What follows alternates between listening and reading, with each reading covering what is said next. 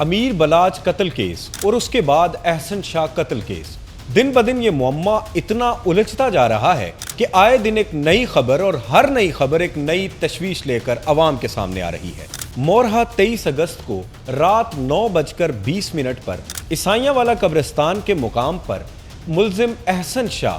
گولیوں سے چھلنی کر دیا جاتا ہے۔ کچھ لوگوں کا کہنا ہے کہ احسن شاہ پر کسی طرح کا کوئی حملہ نہیں کیا گیا، بلکہ یہ رچی رچائی سازش ہے جس کے ذریعے احسن شاہ کو قتل کر دیا گیا، جبکہ دوسرے دھڑے کا یہ کہنا ہے کہ باقاعدہ طور پر احسن شاہ کو چھڑوانے کے لیے حملہ کیا گیا، جس کے نتیجے میں احسن شاہ خود جاں بحق ہو گیا۔ الزام یہ بھی لگایا جاتا ہے کہ ملزم احسن شاہ کو بچانے کے لیے ان کے ساتھیوں نے پولیس پر حملہ کر دیا۔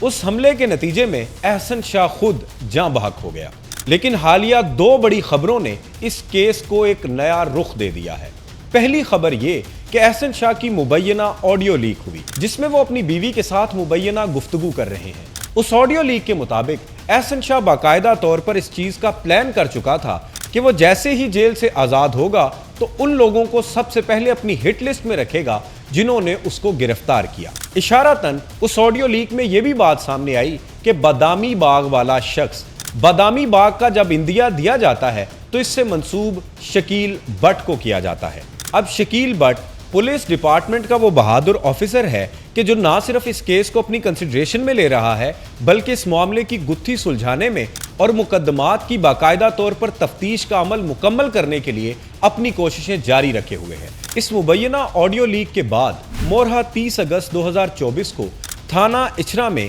سب انسپیکٹر شکیل بٹ کی مدعیت میں مقدمہ درج کیا جاتا ہے، جس میں 3 دفعات شامل کی جاتی ہیں، جن میں 506B یعنی جان سے مارنے کی دھمکیاں،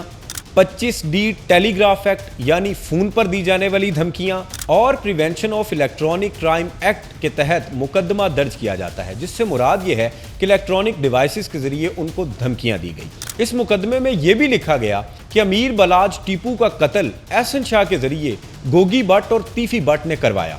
سب انسپیکٹر شکیل بٹ نے یہ بھی درج کیا کہ امیر بلاج قتل کی ٹریسنگ کے دوران گوگی بٹ اور تیفی بٹ میرے جانی دشمن بن گئے۔ یہ بھی لکھا کہ گوگی بٹ اور تیفی بٹ مجھے مختلف ذرائع سے دھمکیاں دیتے رہے۔ اس ایف آئی آر میں یہ بھی لکھا گیا کہ گوگی بٹ اور تیفی بٹ نے ملزم احسن شاہ اور اس کی بیوی کے ساتھ مل کر سب انسپیکٹر شکیل بٹ کو قتل کروانے کا منصوبہ بھی بنایا۔ دوسری سب سے بڑی خبر، ایک طرف آڈیو لیک ہوتی ہے اور دوسری طرف مقدمہ درج ہوتا ہے، اور اس کے نتائج کچھ یوں دیکھنے کو ملتے ہیں کہ ملزم احسن شاہ کی بیوی گھر سے فرار ہو جاتی ہے اور ملزم احسن شاہ کی والدہ نے اپنی بہو یعنی احسن شاہ کی بیوی کے خلاف تھانہ راوی روڈ میں چوری کی دفعات کے تحت مقدمہ درج کروا دیا۔ مقدمے میں لکھا گیا کہ ملزم احسن شاہ کی بیوی گھر سے زیور اور نقدی لے کر فرار ہو گئی۔ یہ معاملہ آئے دن الجھتا جا رہا ہے اور یہ گتھی اس قدر الجھ چکی ہے کہ پولیس جتنی ایفرٹ کر رہی ہے اس کیس کو سلجھانے کی،